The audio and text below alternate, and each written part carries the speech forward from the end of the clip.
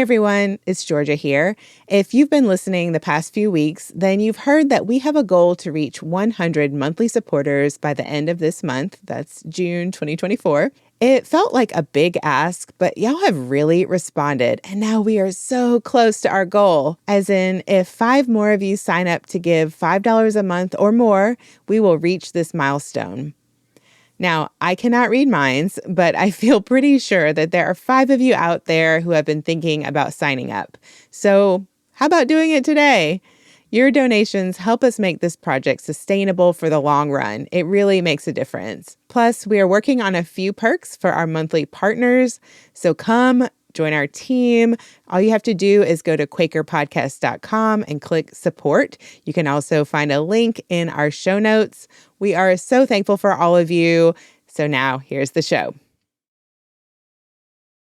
And what hit me in that moment with a snorkel still in my mouth was what the Christianity that I was brought up in, and much of modern Christianity as we know it, may only be saved by a radical reorientation towards a spirituality rooted and informed by the wisdom of the ecosystems we have long sought to conquer, chop, pave, burn, and pollute.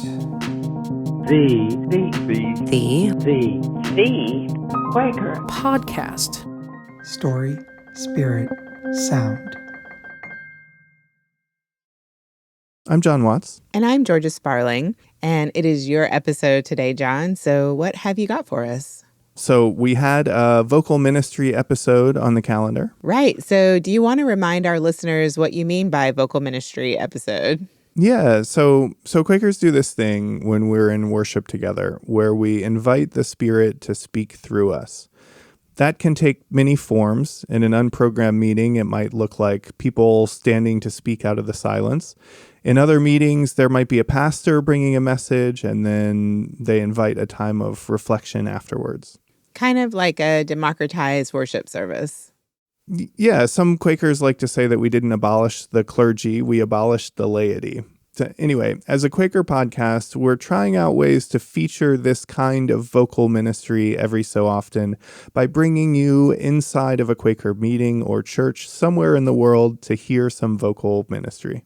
And we've already done a variety of these episodes, from unprogrammed Quakers to programmed. And a few weeks ago, we even featured a Kenyan Friends Church in a vocal ministry episode. We're taking you around the world. The only group we haven't had yet is the conservative Quakers. That's conservative with an uppercase C, not a political reference. And we're working on it, but, it's a process. Yeah, so who do we have this week? So I was just in Portland, Oregon, working on the pilot for our video project. That's where we partner with a local monthly meeting to tell their story in a video for their website and our global YouTube audience. I was working with this videographer who is also the pastor of a local meeting. His name is Mark Pratt-Russum. And listeners might remember hearing from him on the George Fox episode, George Fox and the Birth of Quakerism, actually. You interviewed him for that, right? That's right. It's been a little while. That was episode 2. I've always been struck by Mark's thoughtfulness and his frank sharing about his own journey. So Mark and I were wrapping up a full weekend of filming, and he was reflecting on what it was like to talk with liberal Quakers. And I pitched him on the idea of sharing a vocal ministry message. Mark had just gotten back from Hawaii, and his trip had brought up a lot for him about history, land, colonialism, and the church. He said he was planning a message that very Sunday based on that exploration, and it seemed relevant, especially after your work of exploring Quakerism in Kenya, which of course is the direct result of Quaker missionaries. I'm learning that missionary work is a very charged subject among the different branches of Quakers. So it'll be interesting to get Mark's perspective, especially after hearing from Dr. Muhanji in our Kenya episode. Right, totally. Yeah. So anyway, let's get into it. If you're new to these vocal ministry episodes, we start with a brief interview to set the scene. Then we share a recording of the message and then have a little debrief. Okay, here's my conversation with Mark. My name is Mark Pratt-Russum. I grew up in Lancaster County, Pennsylvania. but currently live in Portland, Oregon. I am the released minister at West Hills Friends. When Friends decided that there were needs, ministry needs within their communities that exceeded the availability of volunteers, they discerned that they would like to discern someone in the community who had gifts in ministry that could meet the needs of the community. But in order for that person to attend to those needs, they were going to need to stop working their other job. And so they needed to release them from that obligation to make money, say, as a farmer, and instead attend to the needs of the community. As far as how I got here, I grew up in the evangelical church, and during that time discovered ministry to be my next path, and went to Eastern University just outside of Philadelphia. It was during those 4 years that I deconstructed my evangelical upbringing and discovered mysticism, Christian mysticism, and began finding ways to incorporate that newfound home into some kind of vocation. And thankfully, I discovered the Quakers in those years and found them to be probably the best match for my particular brand of Christianity. Yeah, thanks for sharing that. Let's talk about West Hills. Set the scene for us. What's a typical Sunday morning like at West Hills meeting? We are what some call a semi-programmed Quaker meeting. So there will be a welcome from the front, followed by some singing, and then I rise, or someone in the community rise to offer a prepared message. We like to invite folks to end their message with queries that are invitations to those gathered to carry into open worship together. So we usually sit in between 20 and 30 minutes of waiting worship in silence. When I sense the Spirit is concluding our time together, I'll stand and ask everybody in the community if our hearts are clear. And then that's kind of the opportunity if someone who still feels they have ministry can raise their hand, and I'll sit back down and we'll go back into waiting worship. And then we do joys and concerns, and we have some announcements, and then our elder will close it in prayer at the end. So yeah, I want to zoom in on this prepared message. What does that process look like for you? I have found that there are times where I try, to get ahead of myself and maybe write a message, that will be delivered 2 or 3 weeks out. And what happens is I wake up on Sunday morning and check my phone, and there has been a tragedy in the world. And all of a sudden, the words that I had prepared feel completely irrelevant to what is actually happening. And I think that happened enough times for me to realize that it's probably just better to be a human, to observe what are we feeling? What is the temperature of my community, of our city in Portland, maybe our state, maybe there's something going on. And so as I'm paying attention, I just invite the Spirit into that. So what I'm just doing is I'm just thinking. I start writing. Sometimes it comes on a Tuesday, and sometimes it really flows in on Saturday afternoon, where I feel the pressure of tomorrow is the time that you're supposed to speak. For me, it just seems to be how it works. What's your relationship with public speaking? Is that a spiritual practice for you? I love the people in my community. I know what they're going through. I have the privilege of sitting down with them and hearing about their lives' struggles and the traumas they've experienced. My responsibility is to stand up there and to hold all of that, and to realize that I can do harm with what I say. And so I feel the weight of that. And it's not a heavy weight. It's a helpful weight. It's a way for me to check my ego and to check what it is I'm trying to say to these people. It feels like a healthy check to me. Did I discern well what needed to be said?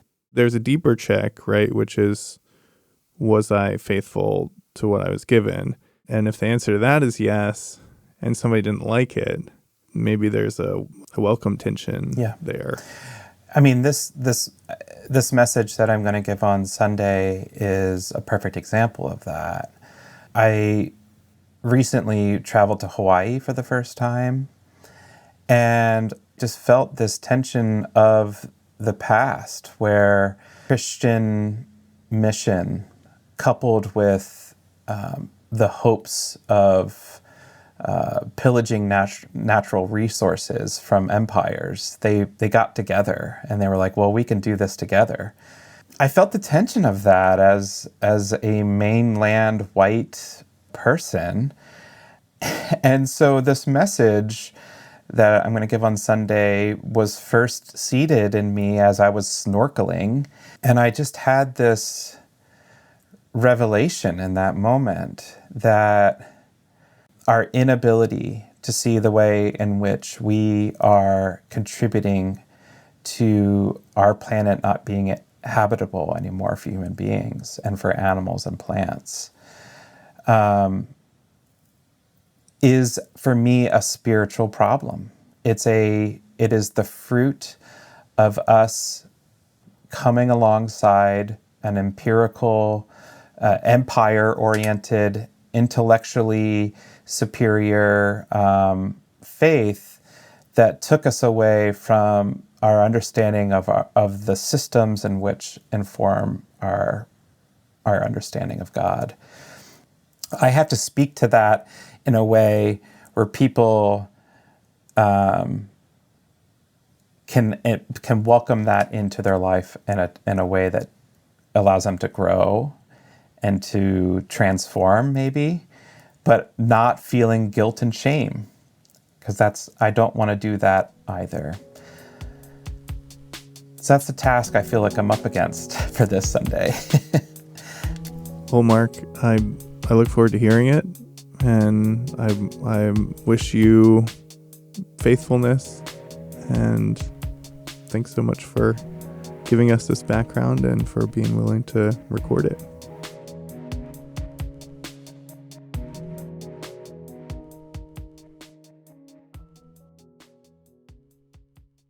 Okay, everybody, I have an exciting announcement from the Quaker Podcast headquarters. We won an award! So you are listening right now to the recipients of the Associated Church Press's Award of Excellence for a Podcast or Audio Series. That's right, we won for our very first season. So I hope you won't mind if we pat ourselves on the back for just a second, because this award means so much to us. To be recognized for our first season is huge. The award is granted to podcasts with deft storytelling and high production values, and that's what we've set out to do from the very beginning. This award also comes with a big thanks to you, our listeners, who have cheered us on from episode 1. It's really great to receive this accolade, but truly we make these shows for you. And it's because of your generosity that we're able to keep making new episodes. And your monthly support gives us the resources to make this show better and better. Now, you know we have a big push to get 100 monthly supporters by the end of June. If you haven't done it yet, please consider this your nudge. Help us get to that goal today by going to QuakerPodcast.com and clicking on support. Thanks so much.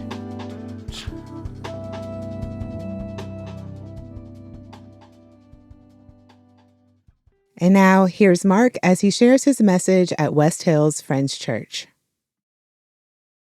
The first time I became aware of the concept of God was after I unknowingly inquired about his Son.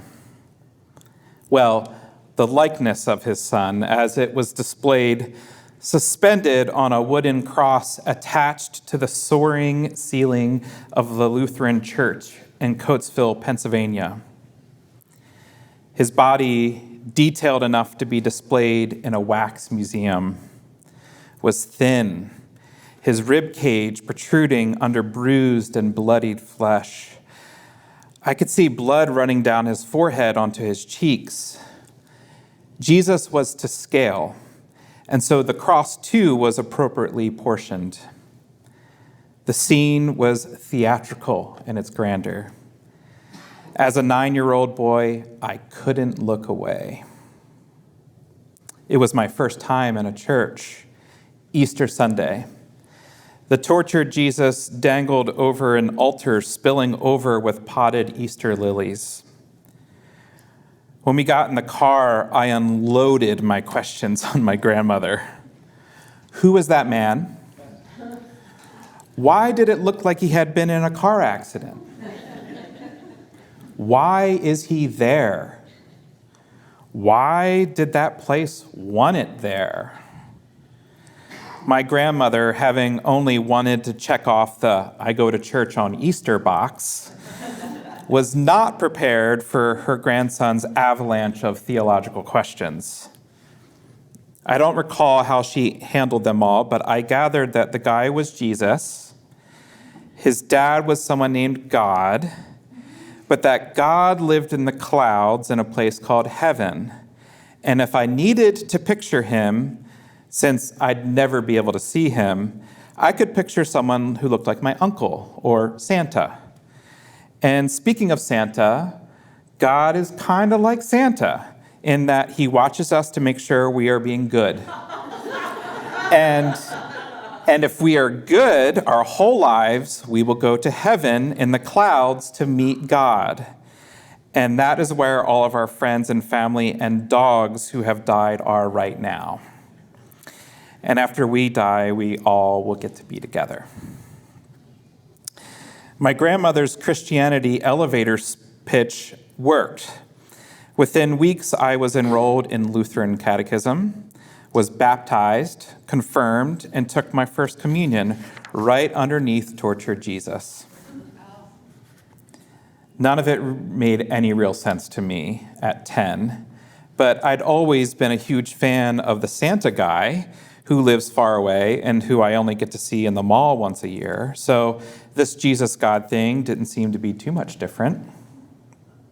A few years later, my family began attending an evangelical church, which allowed me to transfer my knowledge of Christianity and gave me access to a youth group and a whole bunch of new adults who reminded me how important it was to have faith, to remember that just because we can't see it doesn't mean it's not real.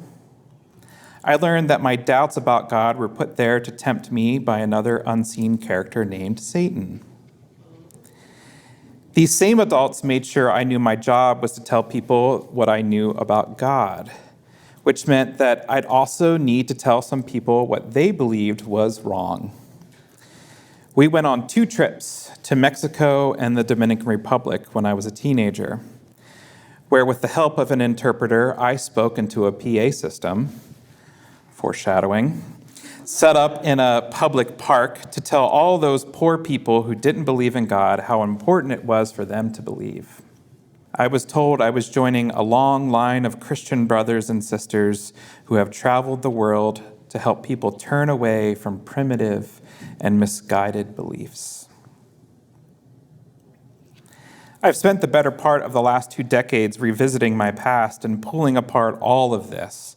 Many of you sitting here have journeyed alongside me in this detangling.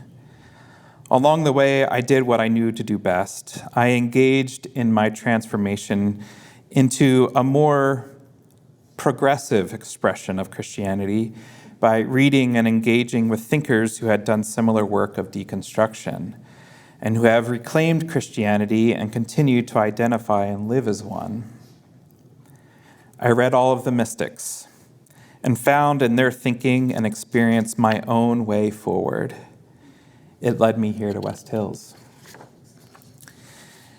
It wasn't until 2 weeks ago, as I sat on an airplane descending into the Hawaiian Islands, that the reality that the legacy of an intellectually driven, Western-oriented Christianity continues to haunt almost every expression of modern dominant Christian culture.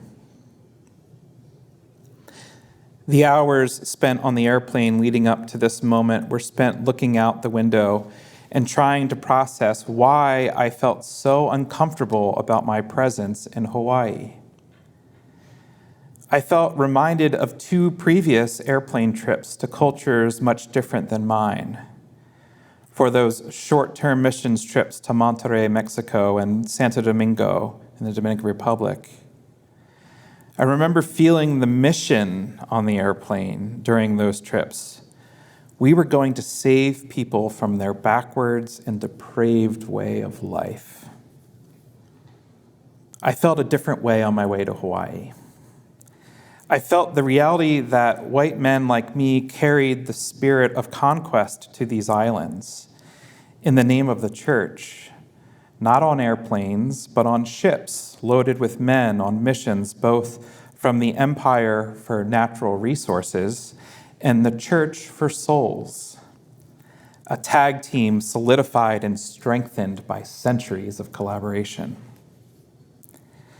I felt as if I needed to prepare my heart for my arrival, to be sure I brought a different spirit, to know how to walk on that ground with respect, with sorrow, with a need to repair, to honor, to not take anything or leave myself there in an unwanted way. And I wanted to be receptive, to feel, to listen, to take it in. I landed in Kona, slept, woke up, and within an hour was bobbing in the crystal blue water on a chartered boat making its way to Kalakaua Bay, where Captain Cook and his men on missions of conquest attempted to kidnap the ruling chief. I wasn't there for this history. I was there to snorkel in the very waters where Captain Cook, alongside dozens, including many native Hawaiians, died. One of the crew members was speaking to us through a microphone. Still wrestling internally about my presence there on the island, I noticed the way the crew member automatically used phrases like, "The people of these islands believed," as in used to believe, or as in believed in such a silly, primitive, easily disproven thing by science. That was the moment for all of us modern, progressed, civilized folks who know better. Moments later, we anchored in the bay, and for the first time in my life, I put a snorkel in my mouth and immersed myself in an alien underwater world. I was beholding a complex, delicate, unbelievably beautiful scene, coral in remarkably earthen yet bright colors, fish swimming within inches of my face, floating there in the very water that still holds painful memories of conquest. I had to confront, once again, how places like this, with ecosystems that have created such tremendous beauty and harmony, and whose indigenous inhabitants formed spiritual knowing, connection, and community from the wisdom and spirit of those systems, these places were perceived as backwards, in need of enlightenment, of fixing, of saving. And what hit me in that moment, with a snorkel still in my mouth, was what the Christianity that I was brought up in, and much of modern Christianity as we know it, may only be saved by a radical reorientation towards a spirituality rooted and informed by the wisdom of the ecosystems we have long sought to conquer, chop, pave, burn, and pollute. The expression that I often heard growing up in the church was that God was everywhere, like the air we breathe. For most of my life, I struggled to understand what that meant. God was already invisible, so I just assumed that people meant that God was like floating around like a ghost, or it was a poetic metaphor that I had yet to grasp. And yet, God is everywhere appears to be understood in a more down-to-earth way by many cultures and religious practices throughout the world. God is everywhere to an expression of faith mostly experienced through talking, intellectualizing, thinking, becomes just another internal intellectual exercise. To people who have learned how to live within and alongside the wisdom of natural systems, and who saw in plants, animals, and in the rhythms of the seasons and tides, God is everywhere was not just an intellectual reality. It was a spiritual reality that made abuse of natural resources an act of desecration, something we have long failed to comprehend. If we need a symbol of our inability to understand this God is everywhere as an embodied in the earth reality, we only need to look at how we desecrated the sacred lands of the Black Hills for the Lakota Sioux and then renamed it Mount Rushmore. How could a mountain be sacred, especially one that had no coal in it? It is almost as if we are the ones in need of evangelism, of being called back and forward into a more profound understanding of God is everywhere. Thankfully, Quakers like Jon Woolman have gone before us, and who can attest to the same spirit that speaks through our collective listening, even across language and spiritual differences. One biographer described Jon Woolman as being equipped with moral antennae which caused him to feel what others would not feel for another century.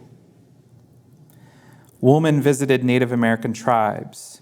He said, not as a missionary, but so that happily I might receive instruction from them, or they might in any degree be helped forward by my following the leadings of truth among them. A story Woolman recorded in his journal has become a favorite among friends. Woolman attended a capital M meeting suggesting a gathering for worship, led by natives in the Delaware Valley. Woolman said the meeting was a place where the pure gospel love was felt, despite the struggle of the interpreters to translate the Delaware tongues into English for him. Eventually, Woolman followed a leading of spirit to release the interpreters of their duties so that the meeting could conclude with a degree of divine love. Afterwards, one of the interpreters relayed a message from one of the native leaders to Woolman, who said, "I love to feel where words come from." We Quakers know when the Spirit, who is truly everywhere, moves among us. We know that this often happens in mysterious and unpredictable ways. How can we Quakers who practice this way of knowing become more attentive to divine wisdom and guidance, trusting that we may find our way out and forward by a reorientation towards Spirit's presence in the natural structures and systems surrounding us? That will be my offered query for waiting worship. I'll read it again, though. How can we become more attentive to divine leading, trusting that we may find our way out and forward by a reorientation towards Spirit's presence in the natural structures and systems surrounding us?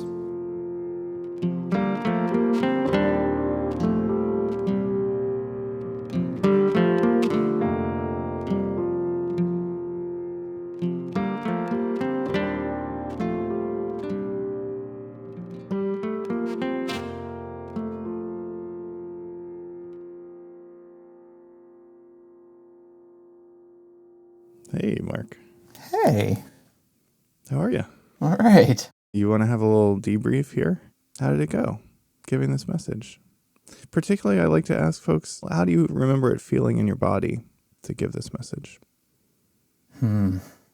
This Sunday in particular, because I talk about things like conquest and colonialism, I'm aware that in a primarily white community, that likely what's happening are defense strategies are firing in people's brains?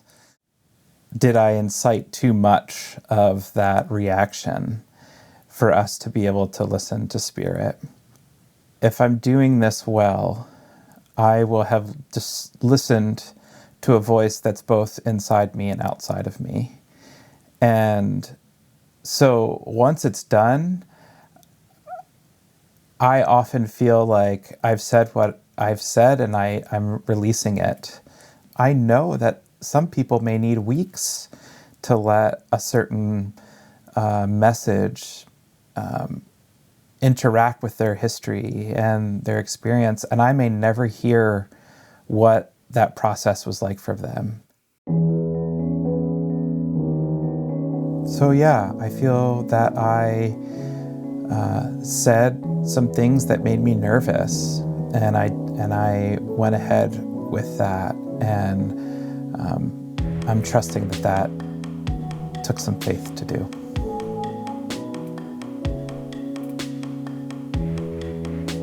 Thank you, Mark. Yeah.